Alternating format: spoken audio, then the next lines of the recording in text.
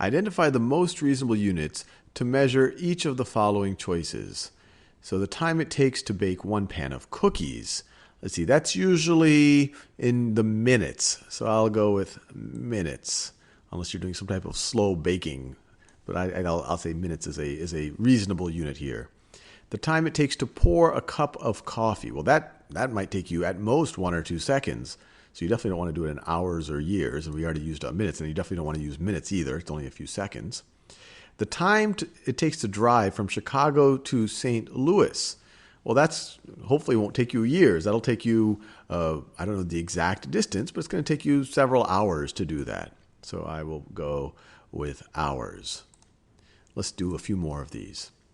Identify the most reasonable units to measure each of the following choices below. So we have kilometers, meters, and millimeters. And a kilometer, of course, kilo tells us that's equivalent to 1,000 meters. And milli means 1,000th of a meter. Another way of thinking about it, a meter is 1,000 millimeters, and a kilometer is 1,000 meters. The length of a ladybug. Well, the length, unless it's some kind of monster ladybug, we're probably thinking in millimeters. The height of an average person.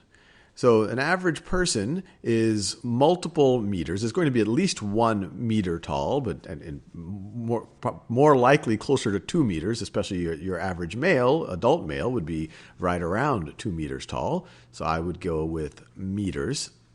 The length of a marathon.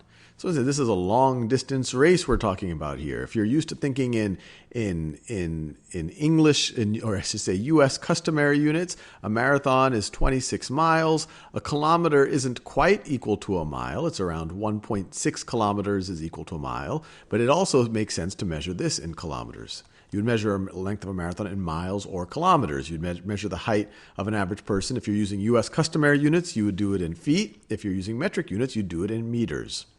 The distance between San Francisco and Los Angeles. So once again, this is several thousand kilometers. We'll go with kilometers. Or actually, San Francisco to Los Angeles is several hundred kilometers. I thought that said New York to Los Angeles. San Francisco to Los Angeles, several hundred kilometers. But still, you want to do kilometers. The length of an average size swimming pool. Well, meters seems like a reasonable measure there. Your average pool might be 25 meters or 50 meters or something like that. The thickness of a slice of bread. So a slice of bread, it's definitely a lot thinner than a meter. So I'm going to go with millimeters. Go with millimeters down here. We check our answer. We got it right. Let's do one more. Identify the most reasonable units to measure the weight of each of the following choices below.